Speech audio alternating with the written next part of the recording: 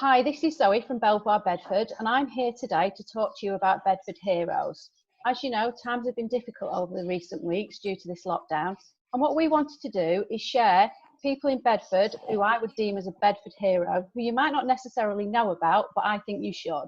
So today I'm here with Charlie Walker from Tax Assist. Good afternoon, Charlie. Hi Zoe, how are you doing? I'm very well, thank you. Before we start, would you like to tell everyone a little bit about yourself? Yeah, well, firstly, I went to the same school as Zoe, about 180 miles north here. Complete coincidence, and yeah, I was there before she was. Now, I live and work in Bedford. I'm an accountant, and I run Tax Assist Accountants in town, where we look after a whole variety of small businesses and individuals. Right, as we're all on today to talk about how awesome Bedford is, Charlie, would you like to tell me what your thoughts on Bedford are, what you think of it as a town? I think Bedford is a fantastic town. It's the first place I would say I've felt at home since I left home to go to university about 1,000,000 years ago. I'm really settled in the area. I live in Harrold, so I'm not in the town centre itself all the time, but I have also lived down in the Castle Road part of town before, and yeah, I love it. Okay, one of the things that people always say is that Northerners are nicer than Southerners. In your opinion, what are the Bedford people like? Have they welcomed you into their open arms? Would you feel now that after X many years that you feel like you're a Bedfordian rather than a Northerner? I don't know if I feel like I'm a true Bedfordian, but Bedford is definitely now my hometown. I don't think that's going to change any time. I've got a really, really good bunch of friends, and they've been forged. The friendships have been forged over the last 7, 8, 9 years since I've been here. And if I were to move away from the area, which I don't intend to, then I think those friendships will be enduring and would last. So I think generally I'd say that the Bedford people are welcoming and friendly. And how do you think it's changed over the recent weeks with all this horribleness and lockdown that we've had?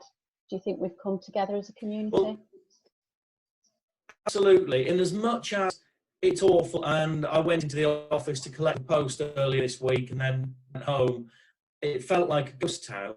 There are any interactions now, largely done in the way we're doing this. People are looking out for each other. People are helping each other. So I think what we've got to hope is that when we come through this, and we will come through this, then there'll be a stronger sense of community. And that just bolsters what we've already got in the town.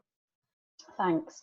So obviously you and I are both based on Tavistock Street. Are there any businesses neighboured with you that you'd want to have a little shout out to or tip your hat to that you've sort of made friends with over the recent years?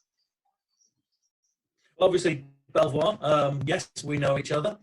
I would say that most of the small businesses on Tavistock Street are fantastic. I'm very good friends with David Monday of BSS Recruitment. I know that they're still trading. So if people are out looking for roles at the moment, I think you need to get in touch with BSS Recruitment because they'll be able to help you. So if you fall on hard times, it may only be for a month or two. I think there is still work out there. I'd Brilliant. also go as far as the food places on Tavistock Street are great. We all know them. We all drive up and down the A6 there. Reach out to them for a takeaway. Keep their businesses going and don't just rely on eating dried pasta every night. That's great, thanks. So when we do finally get out of this, where does the first place you think you'll go to? I have to be honest and say it'll be my office, just to see what's going on in there, although I'm going in most weeks.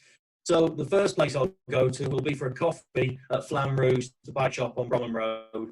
Again, I know Jamie there very well, and just to give them a plug, at the moment, for all key workers, they're offering free bike servicing, free set of lights, free helmet and free jacket for key workers, just to keep them mobile and keep them safe. And that's Flam Rouge on Bromham Road.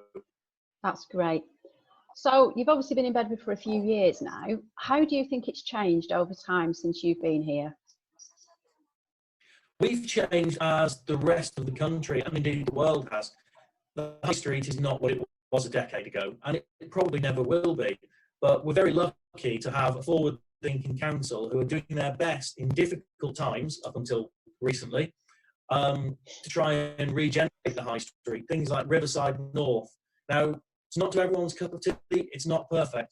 But I was in a meeting recently with Mayor Dave, and he really is a fan of the town. He wants to try and drive the town forward, and I know that things are going to start coming later this year once the world settles down again, which hopefully will make Bedford the place it should be.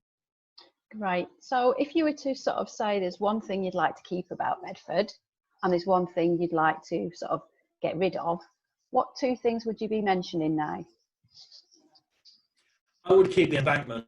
It's beautiful, it's stunning. To have something like that built now would cost into the billions and billions. So we really, really are lucky to have that. The parks are also phenomenally good as well. It makes the town what it is. The one thing I would change is the road system. Difficult to do in a town which grew in the Victorian era, really. But yeah, I'd have lots of dual carriageways, and I'd make it a lot easier to get in and out of town at rush hour. That's a wish list, though. That can never happen. Thanks very much for that. So finally, if you were to describe Bedford and its people in one word, what word would you use? Friendly. Friendly. That's brilliant, Charlie. As I can tell from you, if I was to cut you in half, you probably have Bedford written through the middle now. I really appreciate you taking the time to talk to me today, and clearly you are a Bedford hero. Now, if there's anybody else out there who would like to tag any local businesses or any support workers, key workers, please do so in the comments below. Thanks again, Charlie. I really appreciate your time today. Thank you very much, Zoe. Take care and stay safe.